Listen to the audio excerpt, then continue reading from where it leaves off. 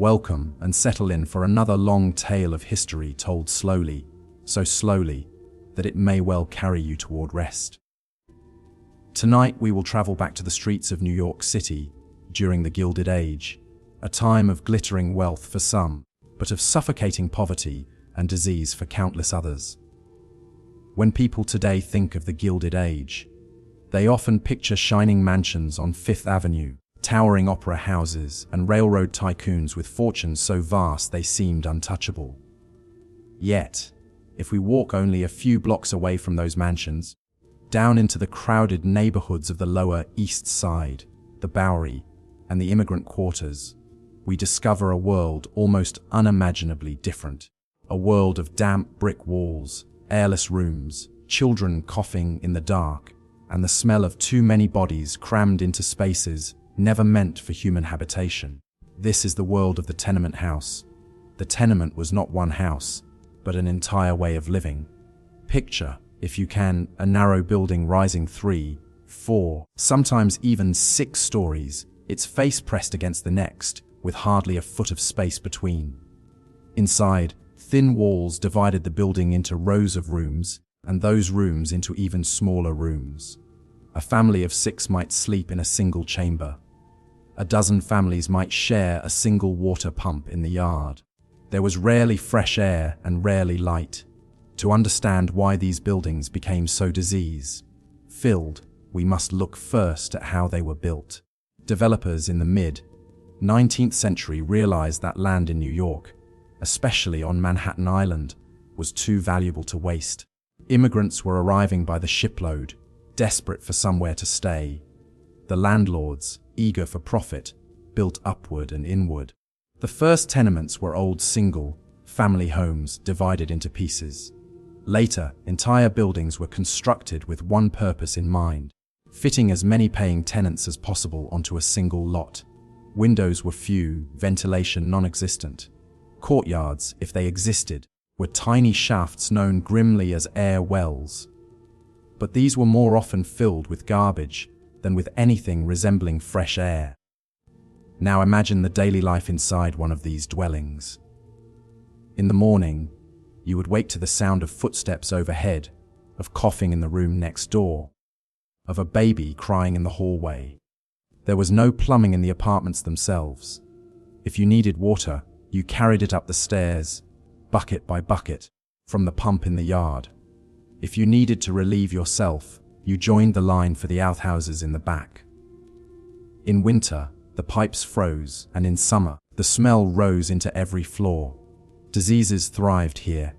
Tuberculosis, sometimes called consumption, spread through the close air. Cholera came with the water, which was so often contaminated. Typhoid fever, diphtheria, measles, each passed from family to family, child to child, as swiftly as a whisper. Entire streets were struck down in outbreaks, yet life went on, because there was nowhere else for the poor to go. Most of the inhabitants of these tenements were immigrants. Irish, German, later Italian, Jewish, Polish, and many more. They came with hope in their hearts, seeking opportunity, yet they often found themselves trapped in these cramped quarters, paying high rents for miserable conditions. Work was long and uncertain. Men labored in factories, on docks, in sweatshops, while women sewed garments at home or took in laundry. Children, some as young as 6 or 7, sold newspapers on the street or picked scraps from ash barrels. The diseases of the tenement were not just accidents of fate. They were consequences of how society was built. When landlords neglected repairs, rain seeped into walls, leaving mold to grow. When garbage collected uncollected in the streets, rats and insects carried germs inside. When families were forced to take in lodgers to cover the rent, rooms meant for 1 or 2 became homes for 10 or 12. By the 1870s and 1880s, reformers began to take notice. They walked through the tenements and described what they saw in reports meant to shock the wealthier classes. One such reformer, Jacob Riis, used photography to capture images of families huddled in darkness. His book, How the Other Half Lives, revealed to readers the damp cellars, the overcrowded attics, the children sleeping on bare boards. for many wealthy New Yorkers. It was the first time they realized that the glittering city of opportunity was also a city of suffering. But change came slowly, and always too late for some. Whole generations of children grew up in these darkened rooms. Many did not survive to adulthood. Those who did often carried scars of disease or memories of hunger. For them, the Gilded Age was not gilded at all. It was rust and rot, masked by a thin surface of gold. Let us linger, then, inside one tenement for a while longer. Imagine a narrow staircase, worn smooth by thousands of feet. Imagine climbing it, passing doors that lead to one-room apartments. Behind one door, an Italian mother rocks a child while stirring a pot of thin soup. Behind another, a Jewish tailor bends over a garment by lamplight, his fingers pricked from countless needles. Further along, an Irish laborer snores heavily, having worked a 12-hour day digging trenches. All of them breathe the same stale air. All of them share the same risk. That one cough in the night may spread to them all. The walls do not keep sound in, nor smell out. The building is alive with voices, with arguments, with laughter, with cries. Yet, for all its noise, it is isolated from the world of wealth just blocks away. The distance between a Fifth Avenue mansion and a tenement room is not measured in miles, but in health, in comfort, in the chance of survival. Reform eventually demanded that tenements be improved. New laws required windows in every room, and air shafts wide enough to actually admit air. Indoor plumbing was slowly introduced, but these improvements took decades, and for much of the Gilded Age, they were absent. What we remember, when we look back, is not the law on the page, but the reality in the alleyways, disease spreading quietly. Children weakened before they had a chance to grow strong, mothers watching helplessly as fevers burned. The disease-filled tenement was more than a building. It was a symbol of a society that glittered on the surface, but was hollow underneath. For every mansion lit by chandeliers, there were 100 dark rooms lit by a single candle stub. For every banquet table, there were countless families scraping together crusts of bread. For every moment of opera, there was another of silence broken only by coughing in the night. So, if you find yourself drifting now, think of those narrow rooms. Think of the steady breathing of many sleepers in one space, the hum of distant streets outside, the heavy scent of wood smoke and damp brick. The Gilded Age shines in history books, but within the walls of the tenement, it was always dim. Settle yourself, and let us drift once more into the shadowed corners of New York's Gilded Age.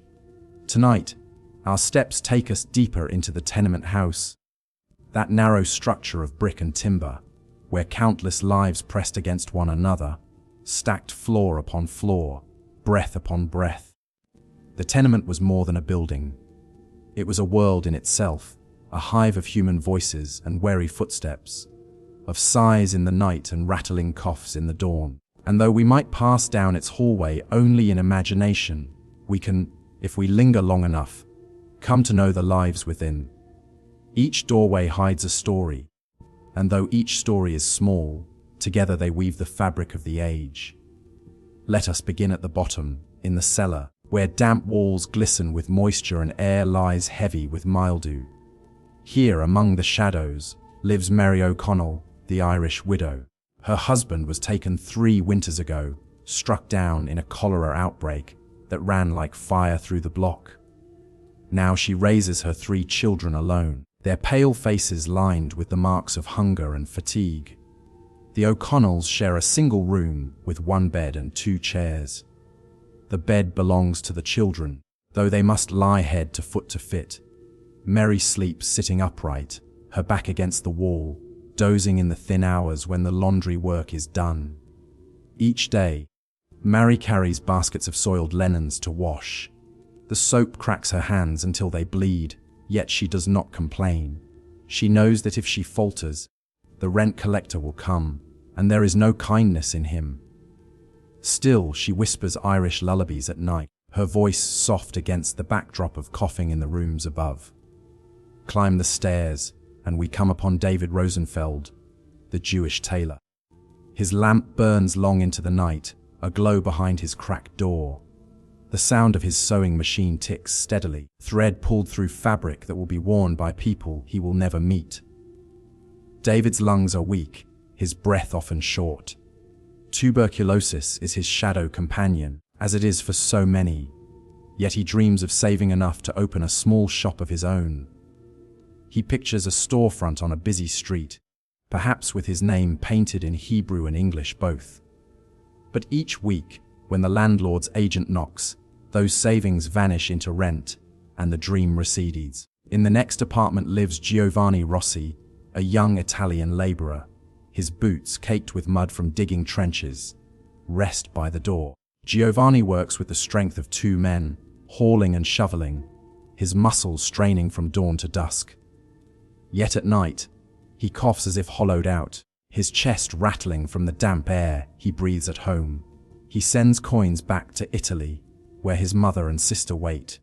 In his pockets, he carries letters stained with sweat and earth, tokens of a homeland both distant and close.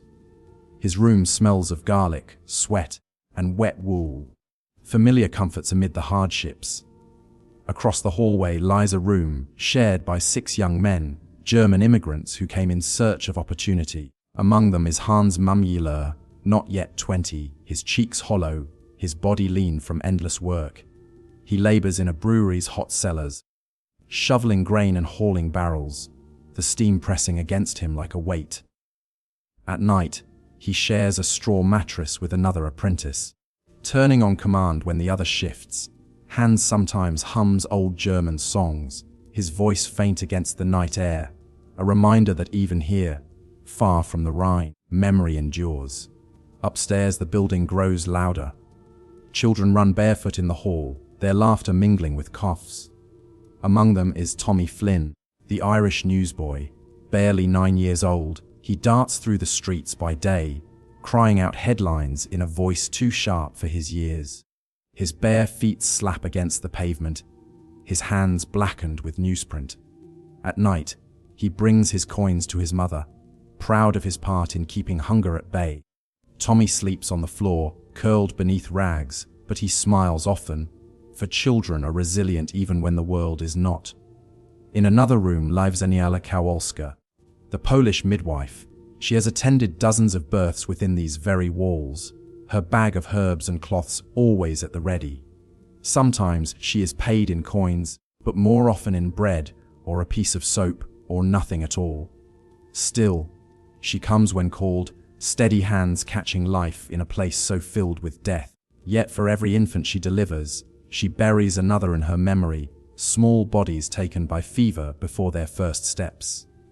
Her faith sustains her, and she whispers prayers in Polish as she climbs the stairs, her skirts brushing against the damp wood. At the end of the hall we find Samuel Carter, an African-American porter from the docks. His shoulders are broad, his hands rough with labor. Each day he carries baggage heavier than his own body, but his pay remains meager. Samuel rents a room here not because he chooses, but because discrimination leaves him few other options. He spends his evenings reading old newspapers, words blurring in the dim light. Tuberculosis gnaws at his chest, each cough a reminder of the fragility of his existence. Yet he dreams of a future beyond these walls, though he seldom says so aloud. Above him, Rosa Bellini works by lamplight. Only 15, she bends over collars and cuffs, sewing until her eyes blur.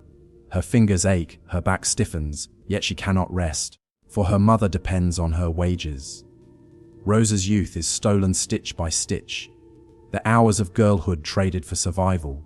Sometimes she looks out the window shaft, a narrow view of sky no bigger than her hand, and wonders if she will ever see more than brick and shadow.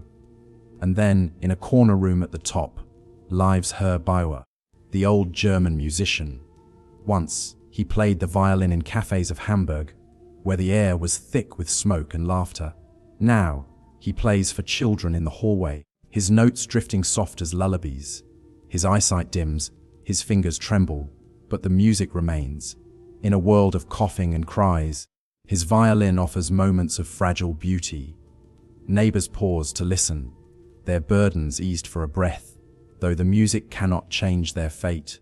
Each of these souls, and many more besides, live under the watchful presence of Mr. Higgins, the landlord's agent.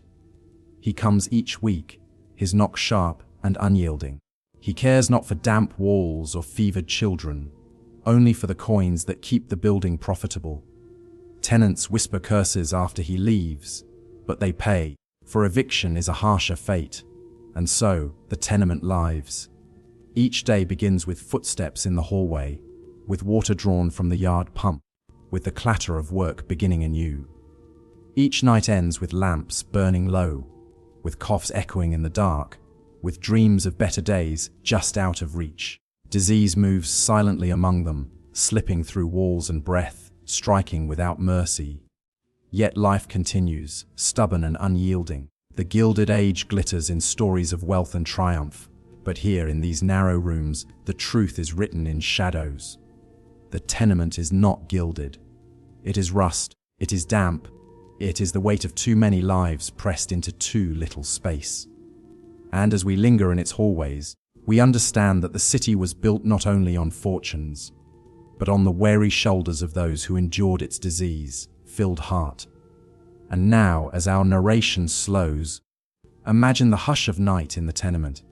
The rooms are crowded, yet strangely quiet, save for the sighs of sleepers, the occasional sob, the distant strains of Herb Bauer's violin.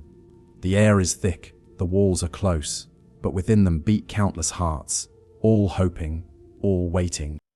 The tenement stood as if it had always been there, a narrow brick husk pressed tight against its neighbors, each window a dull square of soot, stained glass. Its stairways creaked, its walls sweated moisture, its ceilings bowed as if under the weight of too many lives. Step inside, and you did not find privacy, nor quiet, nor rest. You found a labyrinth of human struggle, each corridor echoing with voices, each room hiding a small world of its own. In the evenings, the building hummed like a beehive. Children scrambled up and down the stairs, women bent over washtubs. Men returned with weary shoulders and mud-caked boots. The smell was a mixture of kerosene smoke, cabbage boiled too long, damp wood, and bodies pressed together. Every breath carried with it the weight of another's breath. Every cough became part of the collective air.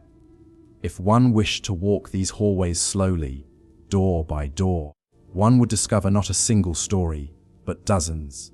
Each tenant bore their own burdens, yet all were bound by the same narrow walls. Let us walk then, through these spaces, with patience enough to listen. At the back of the first floor lived Bridget Malone, the Irish boarder. Her room was not her own, for she rented half a bed in another family's space. Each night she climbed into that bed, beside an old woman who muttered prayers in her sleep. Bridget herself carried a rosary, its beads worn smooth by countless fingers. She worked as a servant for a wealthy family uptown, polishing silver that gleamed brighter than her future. By day she lived in silence, spoken to only when commanded. By night she returned to the tenement, her shoes thin, her wages smaller still. Sometimes she whispered in her lilting Irish tongue that one day she might return home, but the dream always faded against the reality of unpaid rent. In the hallway outside her room stood a cart belonging to Isaac Levine, the Jewish pushcart vendor. By morning he wheeled it to Orchard Street, where he sold pickles, rolls, and whatever scraps he could gather from wholesalers. Children followed him, eyes wide with hunger, and Isaac, though his profits were meager, often handed them a crust of bread. At night he dragged the cart up the steps, its wheels rattling, its scent of vinegar and dough trailing behind. The cart stood like a silent guest in the corridor, a reminder that survival often took the form of small kindnesses. On the second floor, at the corner near the airshaft, lived Elena Petrova, a widow from Russia. Her husband had perished in a factory fire, leaving her with two daughters whose faces were always pale with hunger. Their room was darker than most, its single window looking into a shaft no wider than a man's shoulders. The air smelled always of damp and rot, Yet Elena stayed, for she had nowhere else to go. She sewed buttons into garments for a few cents per dozen, her needle clicking through the night, while her daughters dozed beside her. In her native tongue she sang lullabies, her voice low and steady, even as her eyes closed with exhaustion. Across the same floor dwelled Patrick Donnelly, a boy of 12 with a shock of red hair and a sharp tongue. His father had once been a policeman, but was killed during the draft riots years before. Patrick now shined shoes on the street, crouching on the sidewalk while men towered above him. His hands were stained with polish, his knees worn thin from crouching. At night, he cracked jokes in the hallway, earning laughter from children and scoldings from mothers. He was both child and man, carrying sorrow too large for his frame, yet still clinging to mischief as his last inheritance of youth. Not far away lived Clara Weiss, once a teacher in Berlin. Her hands, once trained to guide chalk across a blackboard, now scrubbed factory floors until they blurred. She could not find work as a teacher in New York, her German accent and gender closing doors before they opened. Yet she had not abandoned her calling. In the evenings, she gathered the neighborhood children and read to them from borrowed books. Her voice rose above the din, carrying words of far-off lands and long-ago kings. For an hour, the children sat quiet, their hunger momentarily forgotten, their eyes wide with imagined worlds beyond the tenement walls. On the third floor, in a room filled with the scent of salt and tar, lived Ahmed Hassan, a dock worker from Alexandria. Few in the building shared his heritage, and he kept mostly to himself. By day he carried crates heavier than his own frame, his back bent beneath the load. By night he opened a small trunk, within which he kept a worn copy of the Quran. He read by the dim light of a single lamp, his voice murmuring verses that floated softly into the hallway. Though the tenement was filled with noise and chaos, Ahmed carved a space of quiet devotion, his faith steady against the currents of hardship. Further down the same floor was the voice of Maggie Flynn, a 14-year-old street singer. Her songs drifted through the stairwell, high and clear, earning her pennies from passers-by. Each coin she collected she brought home, trading them for medicine for her baby brother's endless cough. Maggie's songs were not of joy alone but of longing, her voice cracking with the weight of a future uncertain. Yet the neighbors often paused to listen, for in her song there was a momentary escape, a reminder of beauty amid the grit. In the hallway one often heard the hammering of Luigi Romano, the shoemaker. He worked on a small stool, shoes scattered around him like fallen leaves. His hammer tapped steadily, shaping leather into shoes for men who would never step into his building. His profit was thin, his rent heavy, yet his pride in his craft endured. Luigi often worked late into the night, the rhythm of his hammer a steady heartbeat within the restless tenement. On the fourth floor lived Sarah Kaplan, the self-taught nurse. She had no formal training, yet neighbors called her when fevers rose, when infants wailed, when coughs deepened into rattles. She carried cloths, broths, and what little medicine she could afford, moving from room to room with steady steps. Rarely did she receive payment, but always she was welcomed. The tenement trusted her more than the distant city doctors, for Sarah's care was given freely, and her presence brought comfort even when cures could not. And above them all, in the top floor corner, resided Michael Harrigan, the firefighter. His broad shoulders and soot-stained clothes marked him as a man who daily battled flames. Yet even he could not banish the fear that haunted his home, for the tenement was a tinderbox, its wooden stairways and thin walls waiting for the spark that would consume it. Michael slept lightly, ears tuned to the faintest crackle. He loved his family fiercely, yet each night he wondered if the building itself might one day betray them all. These were the tenants of a single building, each life distinct, yet all bound together. Their paths crossed in stairways and hallways, in shared water pumps and crowded outhouses. They carried one another's stories in whispers, in gossip, in shared glances. And above them all hovered the spectre of disease, drifting through the air, slipping beneath doors, waiting in the damp corners. The tenement was alive, yet always on the edge of collapse, and within its endless hallways, survival was measured not only in wages earned, but in breaths drawn, in nights endured, in mornings greeted with wary hope. The tenements of New York's Gilded Age were not merely buildings of brick and wood. They were, in many ways, living organisms of their own, structures that inhaled the sweat of hundreds, exhaled the fumes of kerosene lamps, and absorbed the damp breath of coughs and fevers into their cracked plaster walls. Each stairwell carried echoes of countless footsteps, rising and falling with the endless tide of working bodies. Each window, when opened, did not invite fresh air, but instead welcomed the stale mixture of coal smoke, boiling cabbage, and human closeness that filled the narrow airshafts. In these cramped environments, disease was not an intruder. It was a permanent tenant, as rooted in the structure as the bricks themselves. The residents carried on nonetheless, shaping their lives within the confines of this suffocating architecture. Among them was Nora Sullivan, an elderly woman whose eyes had long since clouded into blindness. She sat most days near the tenement entrance, a tin cup resting in her lap, while her young grandson guided her hand toward the occasional coin dropped by passers-by. She knew the sound of footsteps better than most: Irish boots, Italian clogs, Jewish slippers, all producing rhythms she could recognize without sight. To her, the world was no longer colors or faces, but rather textures of sound and the faint heat of sunlight slipping between tall buildings for only a brief hour each afternoon. Further inside, in a narrow hallway heavy with the scent of damp laundry, a boy named Moshe Goldstein bent over a small wooden table. Only 11 years old, his fingers were already skilled from repetition.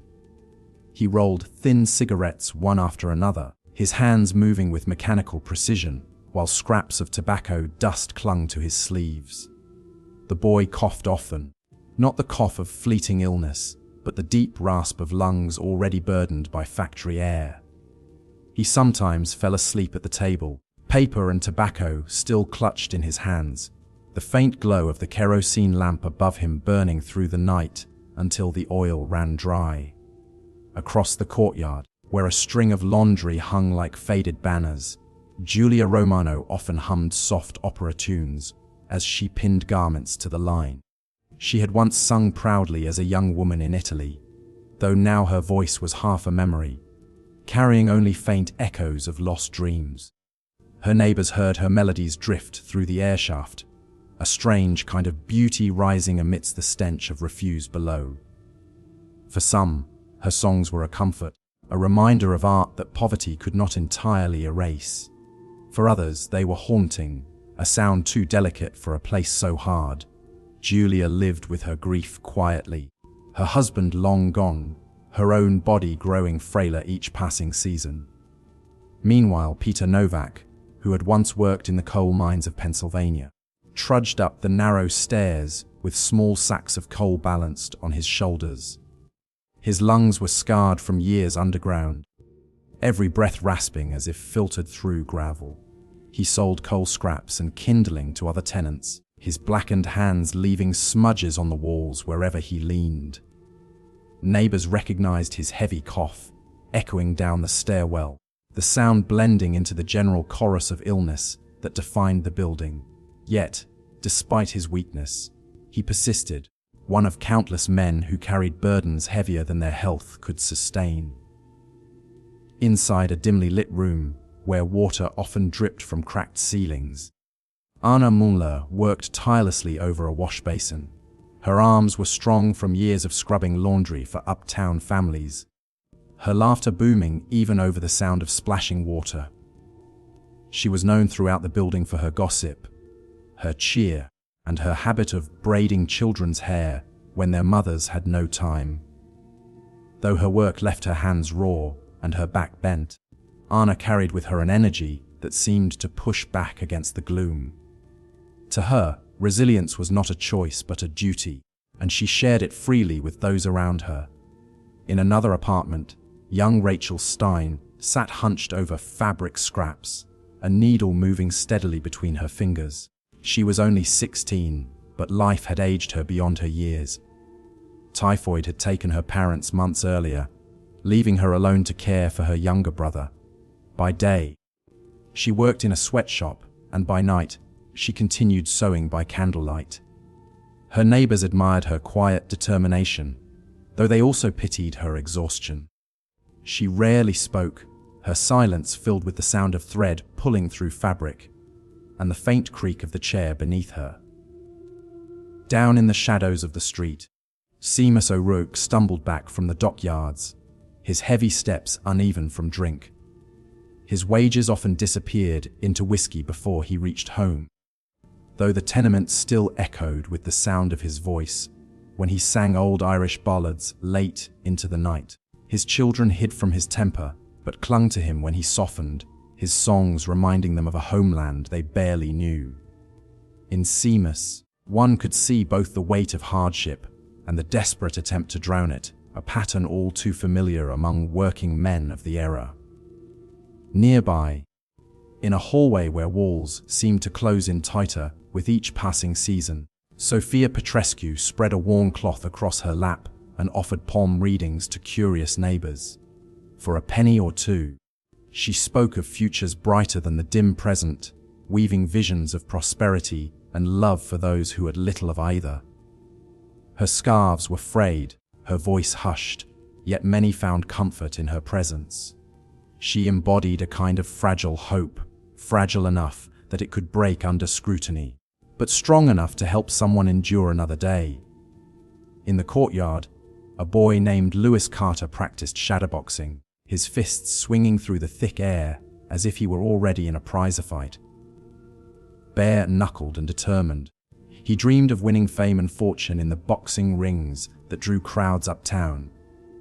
His hands were often bloodied, not only from training but also from carrying coal for work, his dreams balanced uneasily against survival. Yet his persistence shone, a spark of ambition in a place where ambition was often smothered. And then there was Miriam Adler, a widow whose apartment never knew silence. She took in boarders to pay her rent, and her rooms were always crowded with strangers sharing beds, meals, and stories.